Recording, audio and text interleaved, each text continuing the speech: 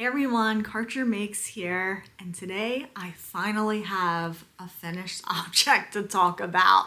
Let's get into it. So this is the WestKnits Mystery Knit-Along for 2024, the Go-Go Dynamo. It is finished and I love it. It's spectacular. I will insert some better footage here of it all spread out in its glory. But let's really kind of get into this project and dissect what we liked, what we didn't, maybe some things I would change if I were to make this again, which, P.S., spoiler alert, I have zero intention of ever making this again, but maybe some thoughts for next year's Mystery Knit-Along as well. So first of all, the yarn that I used is Frogget Yarns. It's superwash merino nylon. The green color is called Fern. It's this deep tonal green. And then this whitish, grayish, greenish color is called Winter White. And I feel like that's a perfect description for this color. It's not white, it's not cream, it's not gray, it's not green. It's just a little bit of all of those things mixed together, and it is a really pretty color. So I used size US 4 needles as the pattern called for. I chose not to do the bonus section 10 optional wave border, mostly because I just wanted to get this done. And when I blocked it, this grew so much. I didn't feel that it needed that added extra couple inches at the border to kind of tie it together. I just really like how this turned out. So what do I really like about this project? So first of all, this is the first WestKnits Mystery Knit-Along, Shawl Knit-Along specifically, that I was able to keep up with the clues for the most part. Clue 4 got a little squirrely there at the end when some life stuff intervened, but for the most part, I was able to get this done fairly quickly. And I really enjoyed that, just keeping up with the community, right? The knitting community in making this. I didn't feel stressed out that I was constantly behind. So another thing that I really liked about this is that with Clue 4, and I'm actually gonna take this off here and kind of show you. So with Clue 4, and I still need to clip my ends. This has been blocked, the ends are woven in, but I haven't clipped the extras yet. I need to go do that. But what I really like is that Clue 4, we picked up from this edge, as my speculation was correct. We picked up from this edge and then we worked this section here down to basically just like a handful of stitches. So the fact that Clue 4 was decreasing and getting shorter and shorter and faster as we knit along, I really liked that. And I felt like it kept me motivated to actually stay on track, get it finished, get it done. So other things that I like about this are my color choices. Again, I'm not someone who's generally drawn to green colors, but I really think the high contrast as well as just this kind of more classical color palette really lent itself well to this design. The design could be a little crazy, and you know, with all of these triangles, the brioche, these stripes, it can get very clown barfy very quickly. And I think I made a good choice in using 2 semi-solids of high contrast, and I just think it complemented the pattern quite well. So another thing, and I'm gonna put this back on. It's actually kind of chilly in my room today. So another thing that I liked about this are all of these various stitch patterns and techniques, particularly the tiny bobbles. These little bobbles here, it was like work 3 through the back loop. For these, that was kind of tedious, but aside from that, I really like how they look, and I really want to try to incorporate that into another pattern. Now I know Mr. West likes taking his ideas from, you know, one pattern and then kind of making complementary patterns for it. So I fully expect to see him come out with socks, a hat, maybe a sweater that incorporates some of these techniques. But I think that little tiny bobble section would be really cute, like at the top of a sock around the cuff. I think that would be really super cute. Or even a hat. And it is a very easy stitch to do. So that would be quite easy to incorporate into other projects.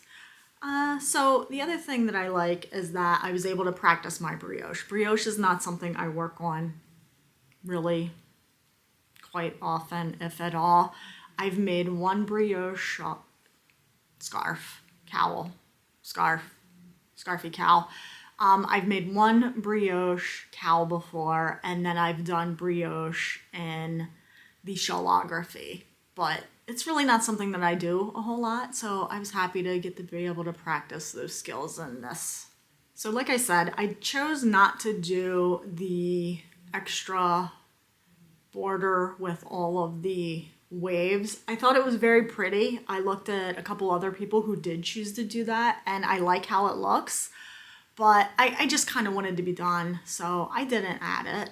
But if you did, it's amazing. I did see somebody though on, I think it was Instagram, where they made pom-poms and put them along this triangle border, and I thought that was really fun. I had speculated about maybe putting tassels here. I don't think that's necessary at this point now that I have the whole thing done, but it would be a fun option to do. You could just make some little tassels and put at the edges of these triangles, and that would be cool.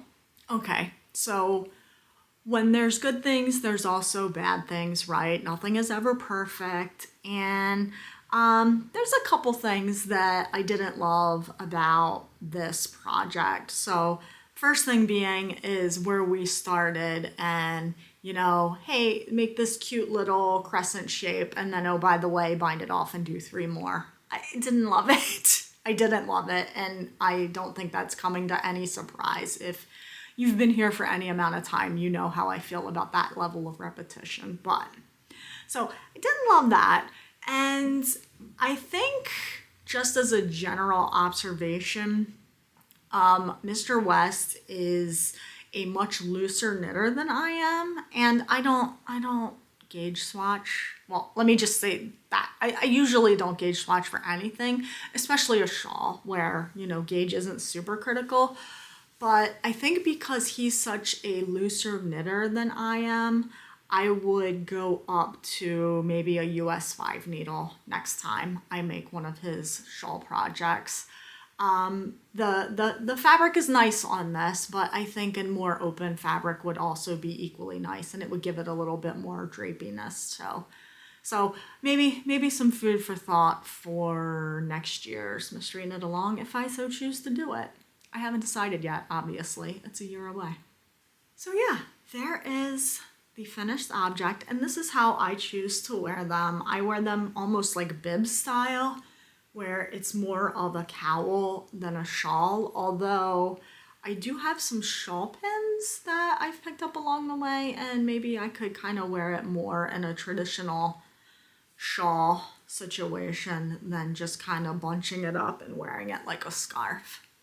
That could actually work well with this one. So like I mentioned in a previous video, I was pretty monogamous on this make. I just really wanted to get it done. I wanted to keep up with the clothes. I didn't want to be spoiled, and the longer it lingers, the more spoilers you see, right? So I really just wanted to get it done, so I put all of my focus in on this. Now, next, let's talk about the other seemingly forever whip that I feel like y'all are like, girl, this ain't done yet. No, it's not. But my next monogamous project is going to be finishing the End Times cardigan. It's gonna happen, y'all. So I only have, I've worked several pieces of the front here this week, and I only have now 40 squares to go. I just spent the morning winding skeins, winding yarn, winding scraps, getting scraps together to do the next 10 squares. And if I really buckle down, I can at least get 5 squares done, reasonably speaking, in a day. So if I can keep that up, this really should be done in, what, 8 days maybe, not including the border. So the next time I film, it is my goal to, at a minimum, have all the squares done on this project. Is it gonna happen?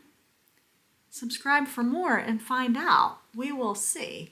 But I really want to get this finished. So now that I'm coming so close to the end, I'm starting to want to make decisions about how this is going to be edged. So the pattern has you sew this together, right? You still got to seam it, but I can kind of show you here.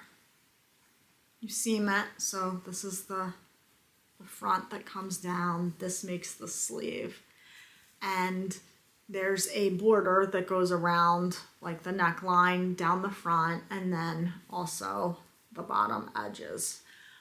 I need to pick a yarn and plan for that. So what I did earlier was really go through my leftover, my kind of orphan skeins, if you will, and I still have quite a bit from when I was a dyer. I have quite a bit of dyed stock yarn left over, so I don't want to buy more yarn for this project, so I really want to use what I have.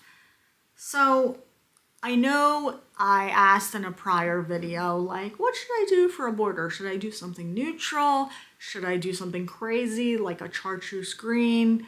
Let me know your thoughts. And a lot of people said gray, black, a neutral. So basically, I don't have a lot of those, but here's what I do have. So I'll just show them here quickly. So I have 2 grays. This one is 75-25 merino. This one is actually 50-50 merino silk. Would that be weird to have a silk border on a sweater? I don't know. You tell me. What do you think? Would this be weird to use as the border on a generally wool sweater, a silk blend? I don't know. Tell me, please, what you think. And then I also have it on this, normal 75-25. So there's those 2 grays, and we want to just see them here. So 2 grays. I also have, and this is very tangly. When I go to wind this, I'm going to have to untangle it because it was one that got caught up in a dye pot and turned into a mess. So luckily I'm someone who doesn't mind untangling yarn. So I don't know. I find it soothing and very zen. Is that weird? It's probably weird.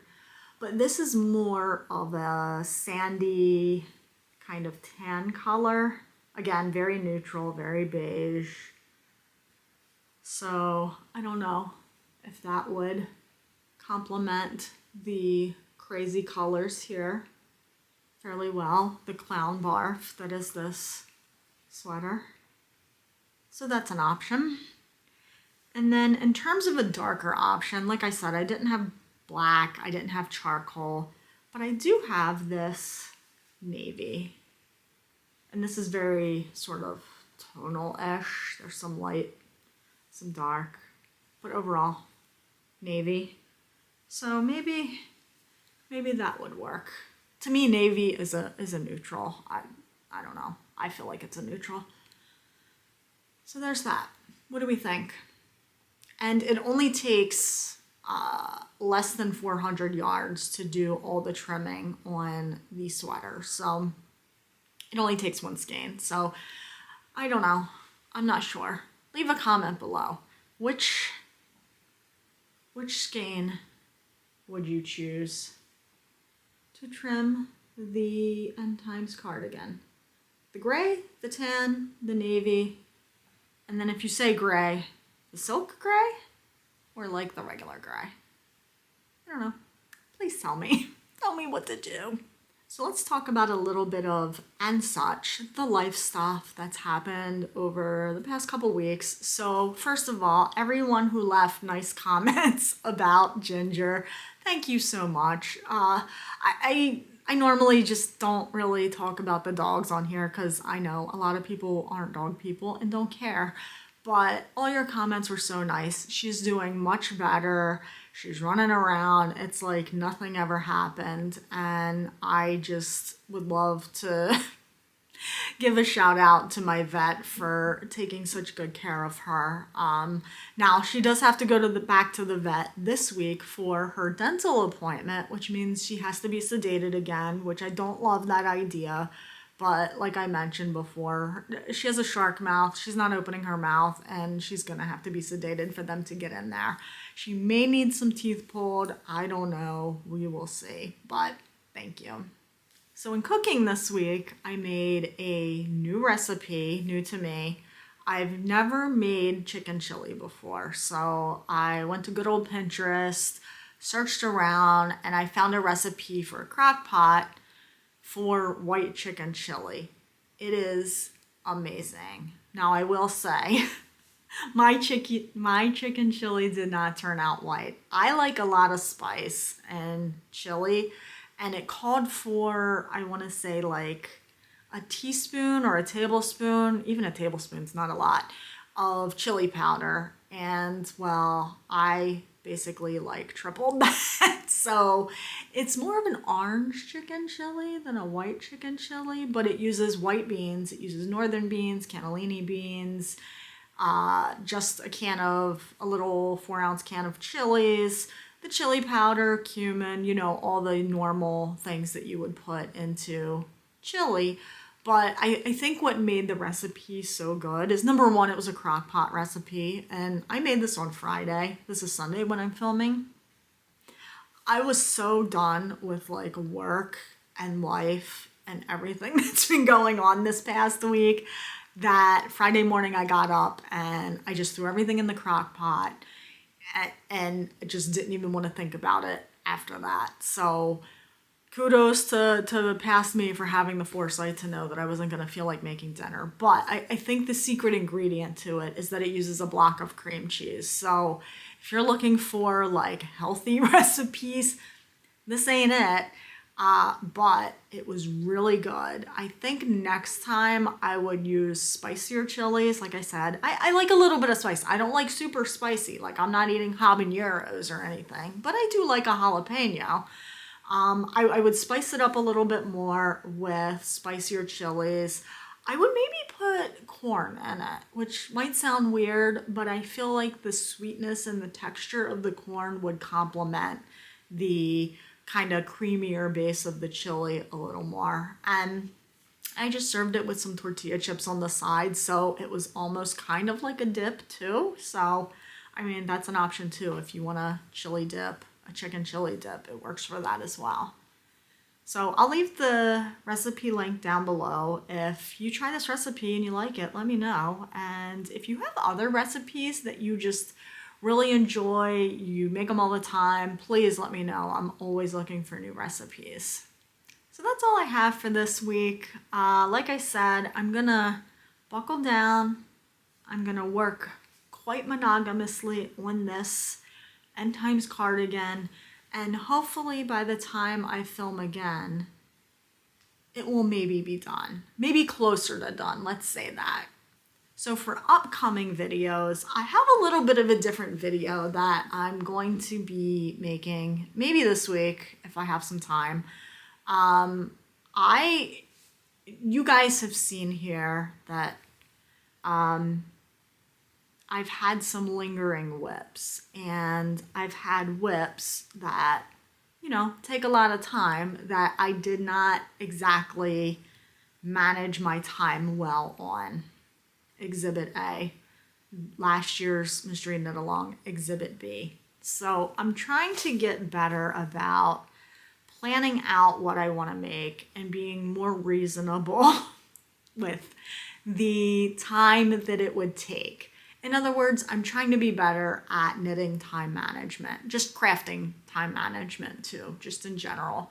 So I had picked up a knitting planner, and I really want to do like a little review video on that because I have some strong feelings about its usefulness. So more to come on that. And then also, Advent season is coming, and it's coming very quickly. I'm still waiting for one more yarn advent and my sock yarn, my advent stripe yarn from Freckled Whimsy. I did get a ship notice on that, so that should be coming. And then I think the other yarn advent is scheduled to ship very soon. So I want to do a video about my advent making plans, and that'll be coming too. So if you really are interested in any of these topics, if you're interested in anything knitting, crochet, crafty wise, give this channel a subscribe. Join us here weekly, bi-weekly, monthly, whenever I have a chance to film, and we can talk more about it. So thank you for watching, thank you for being here, and until next time, happy making.